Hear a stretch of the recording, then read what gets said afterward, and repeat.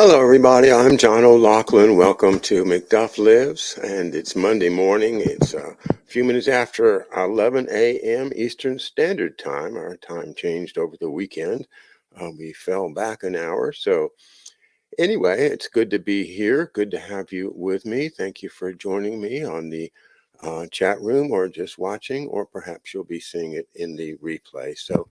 And we are replaying on BitChute, Odyssey, and McDuff Lives, as well as on our YouTube channels. We're broadcasting today on both of our still remaining YouTube channels, just because I don't think there's anything that YouTube is going to object to in this. Maybe I'm wrong, but we're on both McDuff Lives 2 and McDuff Lives 3, as well as on Twitter and Facebook. So welcome wherever you are and whenever you're watching.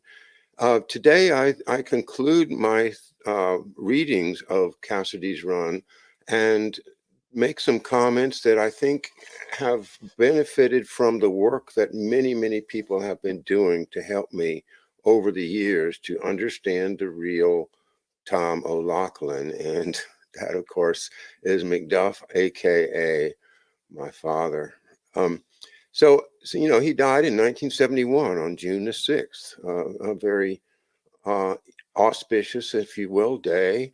And I wanted to start. Of course, you've perhaps been able to listen along or read along with me as I have gone through Cassidy's run. But I'm going to just go to the pages in it that refer directly to my father. And the first one is on page 42. And here is what I'll read you. Danilin is the Russian GRU agent in Washington, D.C., who Cassidy is now working with as a double agent being run by the FBI. And who is running Cassidy at the FBI? Well, in March 1966, Danilin gave Cassidy a rollover camera, a spy gadget developed by the Soviets to copy documents that was a kind of a predecessor of today's handheld scanners. Quote, the camera was about the size of a pack of cigarettes, Cassidy recalled, but not as thick. Cassidy simply rolled the camera over the document and it automatically took a picture. He could capture an entire page in 3 passes of the camera. Cassidy did not have to extract the film. Quote, I would give the whole camera to the Soviets and exchange it for a new one. Over time, the GRU gave Cassidy 3 rollover cameras. FBI technicians examined these cameras, and one detail bothered Charlie Bevels. Quote, they all had high serial numbers, he recalled. I wonder, who else has these things? An indication of the GRU's trust in Cassidy was the fact that Danilin did not interrogate him on where or when he was able to use the rollover camera without being seen. At one point, Danilin did suggest that Cassidy take the material into the men's room to copy it. That was not an option, Cassidy explained. There were no doors on the stalls at Edgewood Arsenal, of course, the place where these nerve gases were being stored and developed in the American arsenal. This was not an option because there were no doors on the stalls at Edgewood. I could have taken the documents to my car, he said, but they didn't ask and I didn't complain, unquote. The documents that Cassidy photographed and passed to Danilin were selected by Army intelligence, okay, Army, and approved at the highest echelon of the Pentagon, the Joint Chiefs of Staff.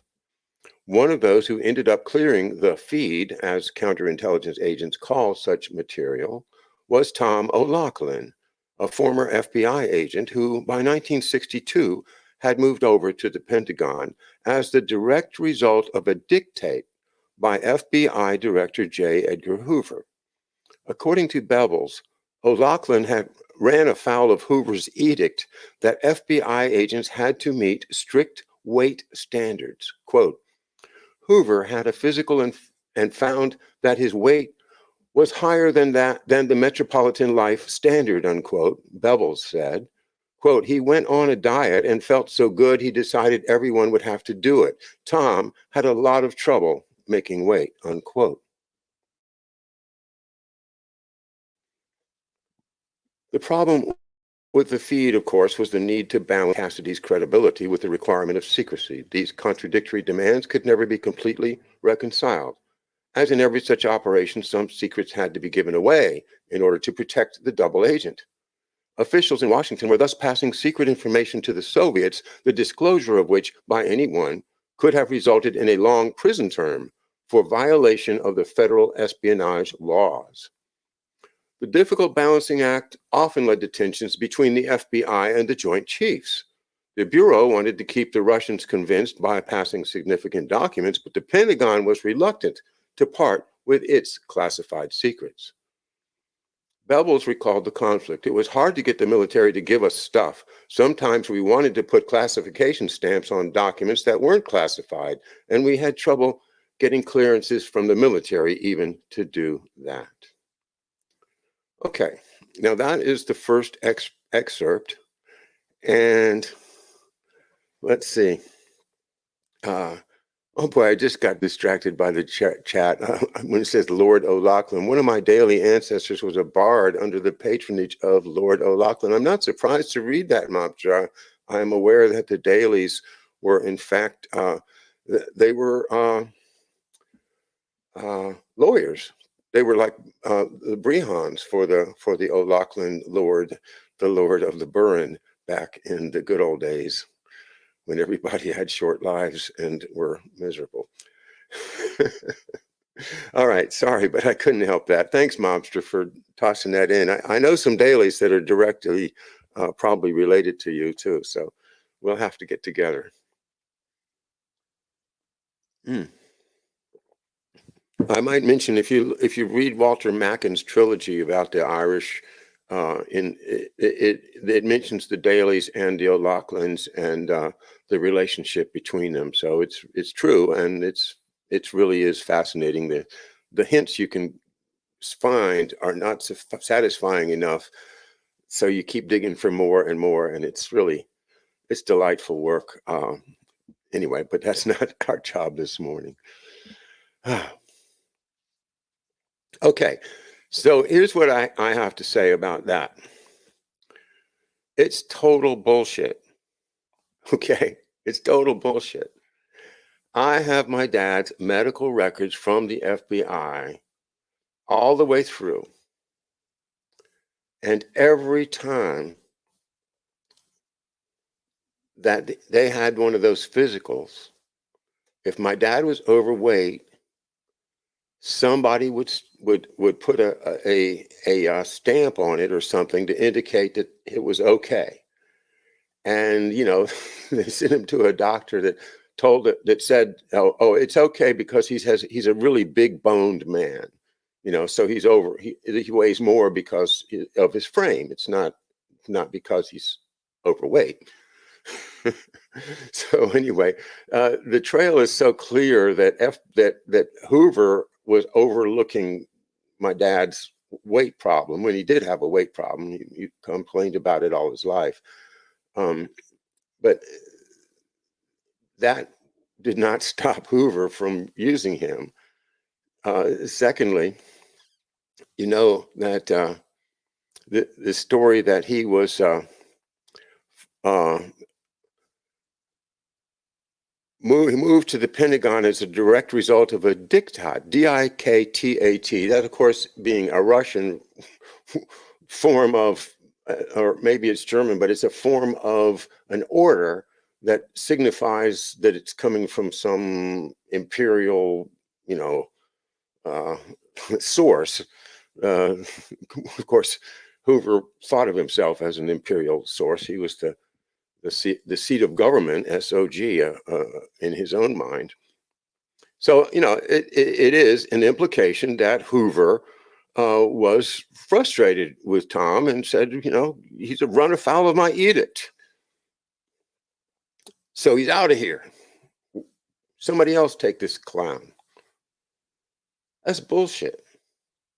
He was recruited. I know he was recruited. He was recruited by the DIA, the Defense Intelligence Agency, that was headed by Joseph Carroll. who was a former FBI agent before he became a general.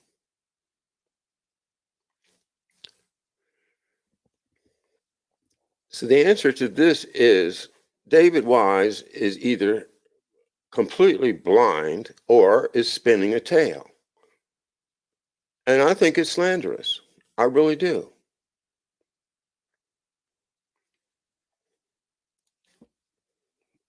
It's offensive, but it also reveals that my dad was somebody that they didn't want you to really look into.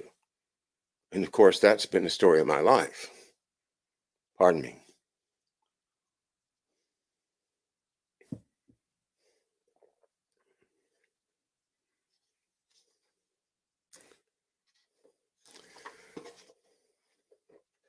The next part is on page 84. Cassidy is going to move to Tampa, Florida. Unknown to Cassidy, the FBI was orchestrating his move to Tampa. The Bureau, Phil Parker recalled, saw a major benefit that might flow from the transfer. Quote, the GRU's officers in the embassy could not meet him in Florida because of a travel restriction on Soviet diplomats who were normally confined to a 25-mile radius outside of Washington. As a result, he said, the FBI hoped that the move would force Moscow to surface a new contact, perhaps an illegal meaning one that's not have an embassy cover, but it's just there as a illegal spy. To surface an illegal who might lead the FBI to other unknown Soviet agents. Nothing's easy in the bureaucracy. If the FBI was going to run an espionage operation out of Stricom, the military had to be told. Tom O'Loughlin, the ex-FBI man then working for the Joint Chiefs, was designated to bell the cat. He traveled to Tampa and briefed the base commander, a four-star general. I'm going to have to look up who that four-star was at the time. This is 60-something. Anyway, I need to know that. O'Loughlin was successful in his delicate mission. The general agreed to accept Cassidy. Operation Shocker was now set to move to Tampa. Stricom, located at MacDill Air Force Base, yes, MacDill, of course, was the Pentagon's unified command for a large group of Army, Air Force, Navy, and Marine Corps units around the country.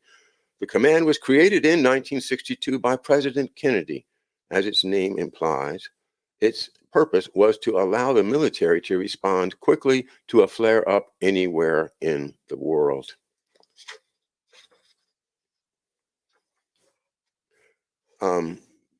Stricom, United States Strike Command in Tampa, Florida. Okay, so my dad then is sent by the Pentagon because he's working for the Pentagon, but he's also, and this is Doug Valentine's idea, which I think is probably, and not only Valentine, but also another author that I can't remember his name. The idea is double-hatted. So that when my dad went from the Pentagon, from the FBI to the Pentagon, he still had ties to Hoover, and that Hoover was able to learn things from my dad because of my dad's position at SACSA in the middle of the Pentagon's secret op planning. So double-hatted. He has, as David Wise says in his book, he's got a conundrum there. He needs to convince the military that it's okay to run this FBI counterintelligence operation. And so he does. Okay? So if there is a fault here, perhaps it was Tom O'Loughlin who should not have violated the military's concerns on behalf of the FBI trying to run a counterintelligence operation, but at the same time giving away military secrets, even though they were fed to him by the Army. That, and now, of course, at McGill, you're talking about Air Force people, and that Army and Air Force, two different characterizations, different characters. Certainly in the 60s, they were different, very different. And that is why I think that this book really does show that you have here a cover story, a cover-up going on of a very, very important operation that resulted in the deaths of 2 FBI agents. And those 2 FBI agents were chasing after Mr. Lopez, right? Mr. Lopez was the professor of Chicano studies at the University of Minnesota, which was a gig that he got after having been in Texas. And I'm going to now play something for you, which I thought, when I heard it, I said, oh my God, oh my God. Okay, now, let me set this up by saying another problem that I have. Well, no, let's not. Let's just go ahead and do it. Where is it? All right.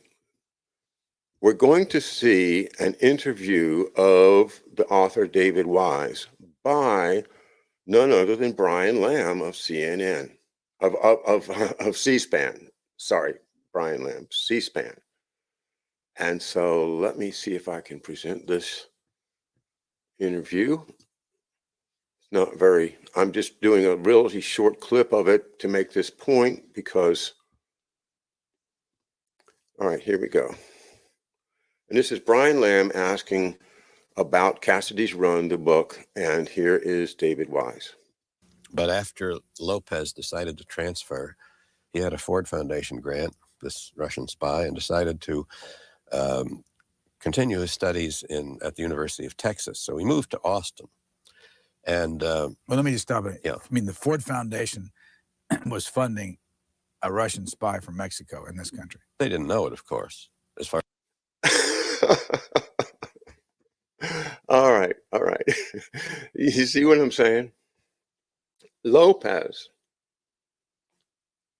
is on a Ford Foundation scholarship.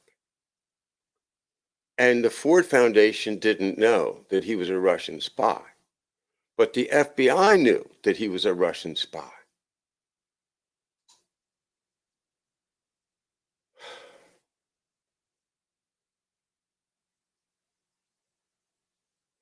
David Wise let that slip. Because when you say Ford Foundation, then you're talking about exactly what George Webb has been saying. That this cabal, which I would almost call it a continuation of the businessman's plot of 1933, to run things from behind the scenes, that ends up with building this army on Lake Pontchartrain, north of, across from New Orleans in 1961, 62, and is creating an army to take over Cuba, which is really not the American, it's not the military doing it, it's the CIA and Dulles and I suppose Angleton and all of the creepy guys that Kennedy tried to fire, because they're still working for the Sullivan and Cromwell and all the big businessmen that ran the businessmen's plot in 33. And so this plot is actually it is a counter military army being created at the same time that the Pentagon is creating its own invasion plan after the Bay of Pigs to say, okay, the Bay of Pigs didn't work. We can do better, and they put together a serious plan. So this is anyway. Kudos to George Webb for hard work on sorting that out.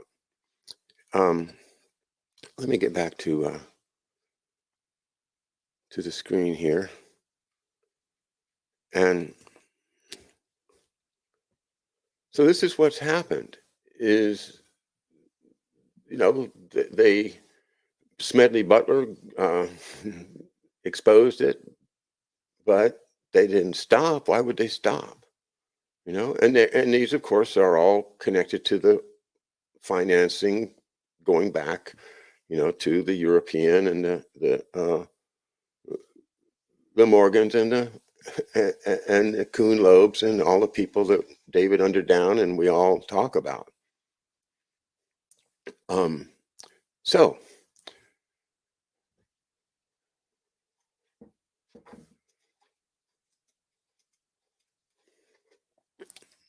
Ford Foundation. Lopez is on a grant from the Ford Foundation, and in chasing Lopez, 2 FBI agents in a small plane flown by a very professional, expert FBI agent, small plane pilot, somehow get in trouble in a rainstorm and go down in a lake. And they die because they were chasing Lopez, who was fleeing to Canada. And why was Lopez going to Canada? Well, Canada happens to be, kind of friendly to the same businessman's plot as, like London and Wall Street and everything else. So the FBI is onto him and he's running. He's fleeing the interview. So now, this is my speculation. He's, I can't read his mind, but why is he driving north out of Minneapolis to go to Canada? So Lopez, being connected to the Ford Foundation, who is the Ford Foundation again? And I think I'm just going to go and read a summary of a very famous YouTube that was done of Norman Dodd. Norman Dodd was a major critic of the foundations, such as Carnegie, Ford, all the other ones. And he did a interview, which you can find. I think it was G. Edward Griffin that was asking him the questions. And this is a number of years ago, but just to shorten it, I'm going to read a list of what has been put together by somebody as the key insights. Number one, the major tax-exempt foundations since 1945 have been operating to promote a hidden agenda of creating a worldwide collective estate ruled by those controlling the foundations. 2, the most prominent bankers in the country believed that sound banking would never be seen in the United States again due to the institutionalization of conflicting interests since the end of World War I. 3, Norman Dodd's report had a profound impact on the directors who couldn't get it out of their minds, suggesting that it contained significant and controversial information. The hidden agenda of these foundations was to gain control over the content of American education. Norman Dodd was asked by the president of the Ford Foundation, who was the president of the Ford Foundation, Horace Rowan Gaither. Horace Rowan Gaither has been quoted as saying that the future requires that the American standard of living be lowered and the Soviet standard of living be raised so as to equal each other. That is the way to world peace, as some people thought. And who is behind that kind of thinking, if not these same businessmen and the lawyers and the financiers and the old investments from ancient money. So he was asked by the president, by Horace Rowan Gaither, why Congress is interested in the activities of foundations, suggesting a hidden agenda for world government. Quote, is there any means known more effective than war, assuming you wish to alter the life of an entire people, unquote.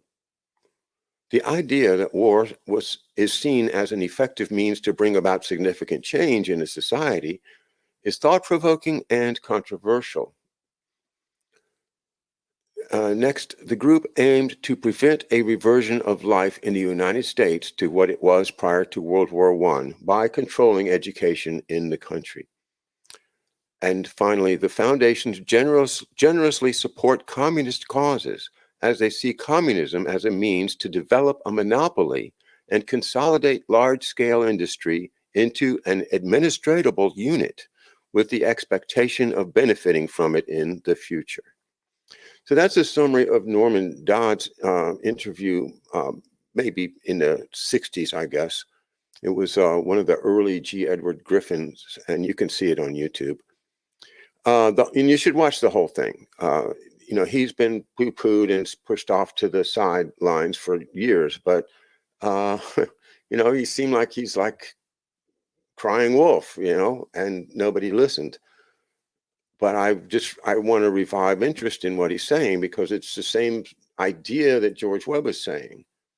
And I think if you throw in the research that has been done by Bill Taylor at D-State Analytics, writing about Charles W. Lyons, my work with George on Charles W. Lyons and Otepka and Scarbeck case and all of these things, plus the fact that the CIA is engaging in taking over the FBI's business. You can see that the CIA is an agency not of the federal government, but of these businesses, these business people, Rockefellers, you name them. You know who I'm talking about, Fords. And isn't it interesting connection between Ford and the Ford Foundation, and then this Lopez guy that supposedly is, can you imagine the Ford Foundation not knowing that Lopez was a Russian spy, if he was a Russian spy? So what this all leads me to is to say, it looks to me that what my dad was doing was trying to protect the existing government against the subversion being perpetrated by the Sullivan and Cromwell gang. And he was doing that on behalf of the United States because he took an oath. He took an oath to preserve, protect, and defend the Constitution of the United States.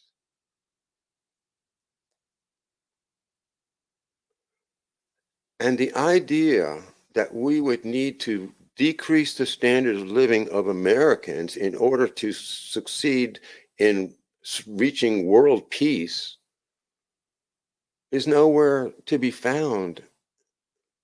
The oaths that these men take and women take are to the Constitution and not to the businessmen or not to the banks and not to anything but to preserve, protect, and defend the Constitution of the United States.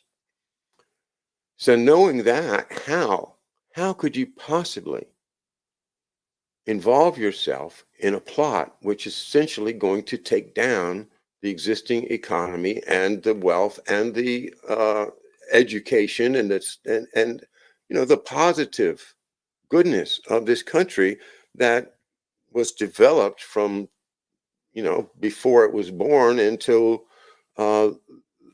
what should have been the flourishing of an empire of liberty, but for these same forces, the predecessors of our current, Rockefellers and you can name them. I probably say Rockefeller too often, but Rockefeller Plaza, come on, it's huge. The existing Constitution may be all we have left to protect us from this totalitarian government that will impose its will upon everyone. And instead of using war to change who we are, it will use technology to change who we are. Technology, computers, technology, media, technology, satellites, weather control, mind control, everything that they've been working on from DARPA, MK Ultra, these are all their projects to turn us into controllable servants. And that is what McDuff died for.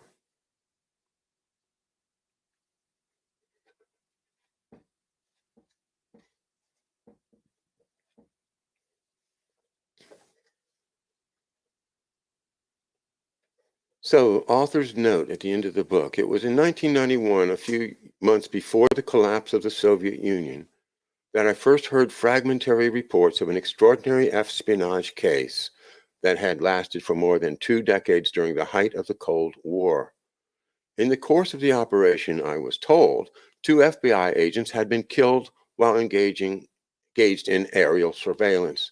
Secret nerve gas formulas had been passed to the Soviets as part of a massive but potentially dangerous deception operation.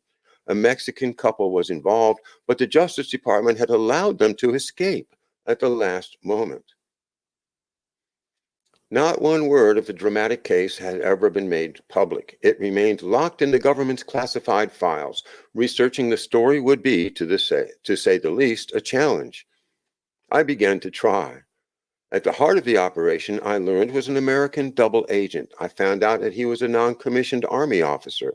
But for 5 years, for perhaps understandable reasons, no one would tell me his name or where he was.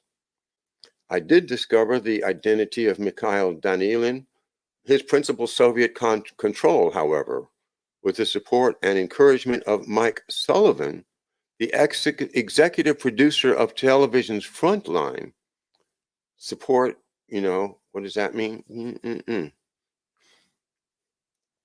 I went to Moscow in 1993 to try and find and interview him to see if I could learn more about the case from Russian officials or files. Where to begin? There are no telephone books in Moscow, but through my contacts, I was fortunate enough to find someone who knew Danilin and got in touch with him at my request. Word came back that Danilin was close to retirement, but still worked for the GRU and could not speak with me. Still playing his role as a spy, Danilin claimed through my intermediary that, quote, he had nothing to do with the case. It belonged to someone else. I knew better, but Danilin route was blocked. The Soviet Ministry of Defense refused to answer any questions about the case. Soon after I left Moscow, Danilin died. Coincidence? I don't think so. I knew better, but I later spoke with his widow, Margarita, but she declined to provide any information. The Pentagon was no more forthcoming than the Soviets. My request for files under the FOIA brought the misleading reply that the Army had, quote, no record of the case. In 1996, I approached Kenneth Bacon, the Assistant Secretary of Defense for Public Affairs, who was responsive, and asked the then Secretary of the Army, Togo D. West, Jr., to review the matter. Secretary West agreed. After many months, I was told that yes, the files existed after all, but no, nothing would be released for reasons of national security. How many McDuff files are there? Where are they? What happened to the files that he was entrusted with when he moved to the Pentagon in March of 1962? Where are those files? Are they in the Office of Special Plans, Douglas Feith and others worked out of in planning their special operations? Where are they?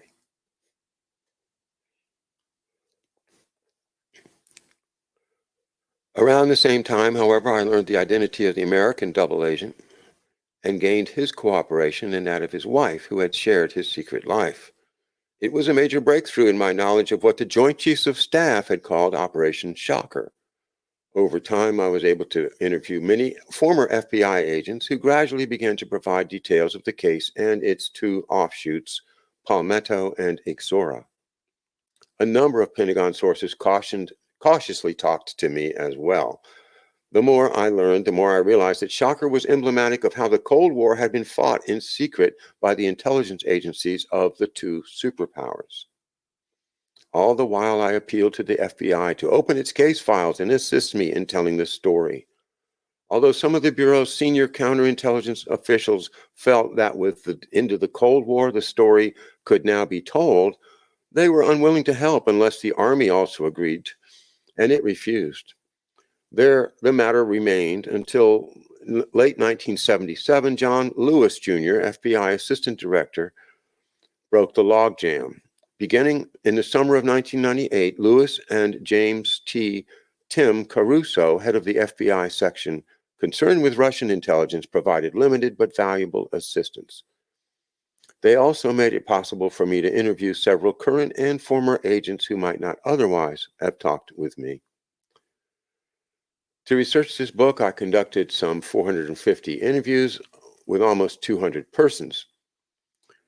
Julie Kirkland, the wife of Special Agent Mark A. Kirkland, was enormously helpful and earned my enduring gratitude. I am greatly indebted to Letitia Bashford, whose husband, Special Agent Trinwith S. Bashford, perished in the same plane crash.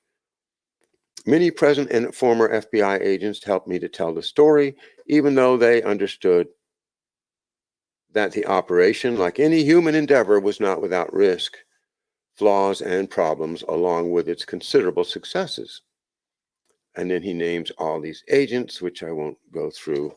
He's now saying how grateful he is to everyone. Robert and Jill Freundlich were generous in sharing their recollections and photographs of Edmund Freundlich Ixora. I'm very much grateful for his steadfast support on the book. Sorry. Oh, this is the 8th book on which I've been fortunate enough to have Robert D. Loomis, interesting name, isn't it, Loomis, Vice President and Executive Editor at Random House, as my editor. His talent is legendary and deservedly so, so I'm grateful for his steadfast support on this book, which is dedicated to him, and for his friendship of more than 3 decades. Finally, I'm indebted to my wife, Joan, and my 2 sons, Christopher and Jonathan, all of whom provided advice and counsel along the way. So he learned about this operation. He doesn't say how he learned of it. It's clear to me that he was told about this operation in order to provide to put together a narrative that would cover it up. And part of that narrative had to include taking some digs at the FBI and the Pentagon. But how much does he talk about the CIA in this book? I think it's completely zero. And I think that's very, very significant.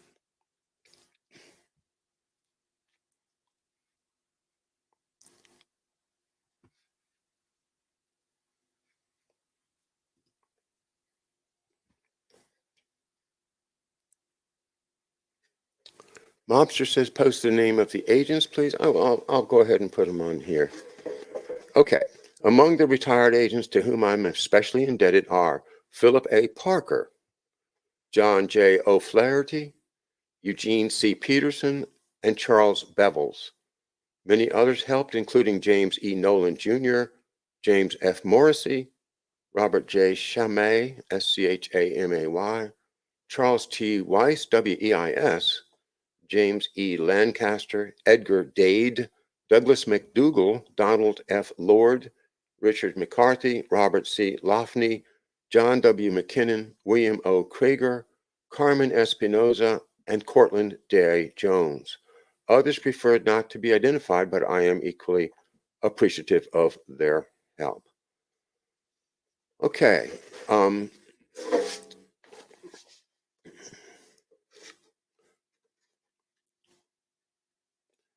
Praise for Cassidy's run on the back of the book. A quote, a true Cold War story that reads like the very best spy thriller, unquote. Seymour M. Hersh.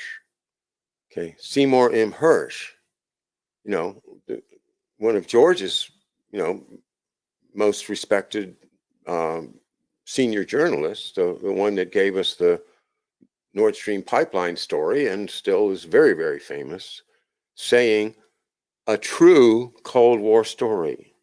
So he's selling the idea that Wise's book is true. Okay. Next one. David Wise has again performed one of his astonishing feats of digging out a spy drama where few even knew one existed. Magnificently documented and yet clearly and cogently written, Cassidy's Run is a piece of hidden history that is a cautionary tale for our time, unquote. Daniel Shore, senior news analyst, National Public Radio. So we know the Rockefellers are happy with this book, and it's a magnificent book. It's clear and cogently written, and it is history, hidden history.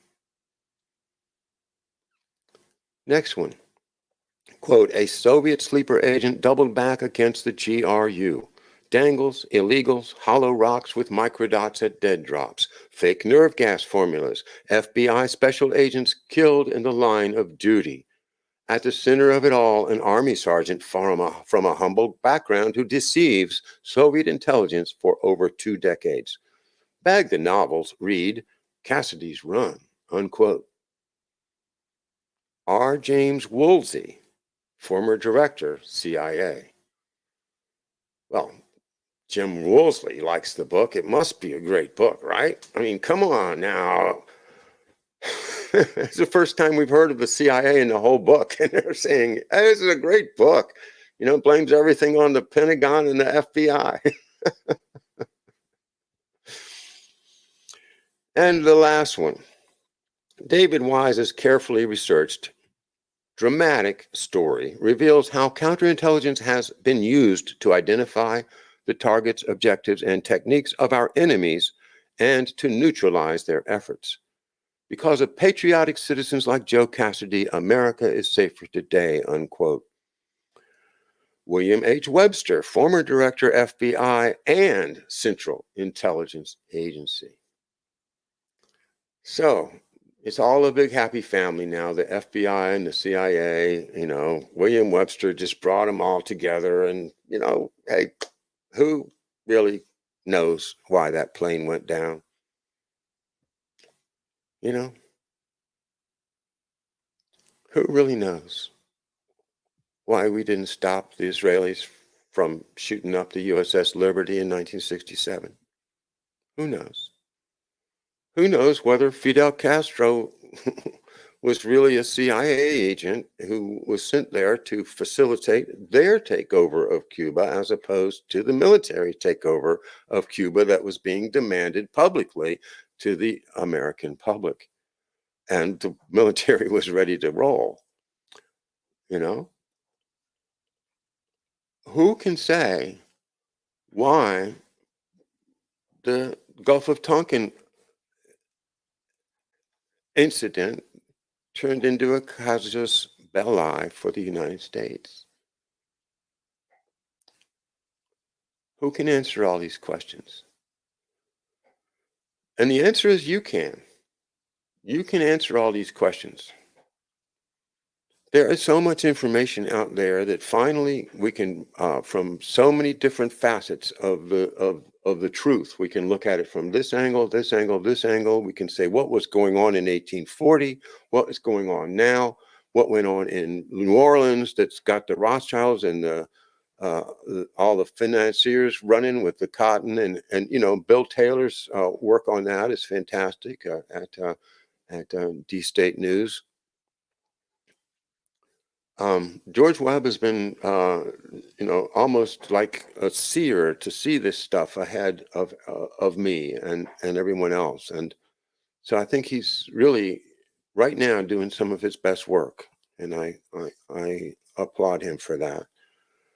If you want to learn more about McDuff, please pick up a copy of the book I wrote. It's really there to help people understand the facts about my dad's life and to pursue the theme of my work for the past 6, 7 years now.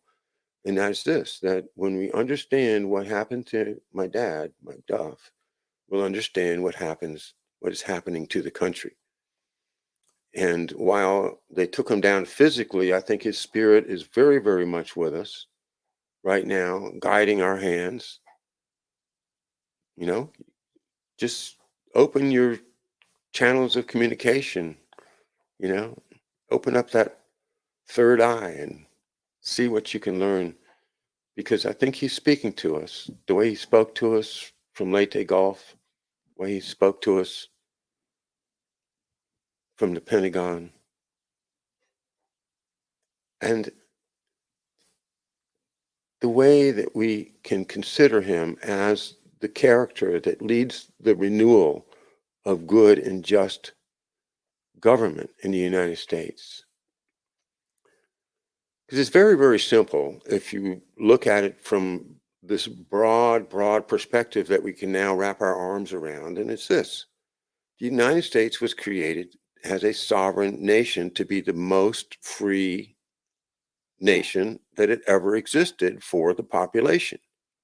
And that's why we preserve, protect, and defend the Constitution, because that's what it does. Whereas the business people of the world, the financiers, the ones that want to run the economy and provide the currency, they want to run the whole world. They don't want to run a little country somewhere. They don't want to run Belgium or Luxembourg, the way that they've got. They're not even satisfied with London and the city of London. They want the whole world, And that's been the truth for a long time with people in the empire business. They didn't ever want to stop their empires. They didn't recognize national boundaries. Alexander the Great did not care, if he was crossing from Greece into Turkey or, it was everything was his, And that's the way that this cabal of business financier related people think. It's no longer a war to preserve the sovereignty and the freedoms of the citizens of the country. The wars now are to facilitate their takeover of the entire world and imposing, as Norman Dodds told us, a totalitarian, i.e. communist, structure. And with the technology they have now, once they are allowed to impose it, we will never get out of it. So this fight is essential to our children, to the rest of the world who doesn't see it, to the rest of America who hasn't been working with us for the past 6 or 7 years. Spread the word. That's what it is. It is a conspiracy against the Constitution of the United States. In other words, treason. And that's my show for this morning. Thanks for being with me. If you haven't got a copy of McDuff Lives, that's the best thing you can do to support my work. Is just get a $10 copy from Amazon, and if you like, send it to me. I'll sign it for you.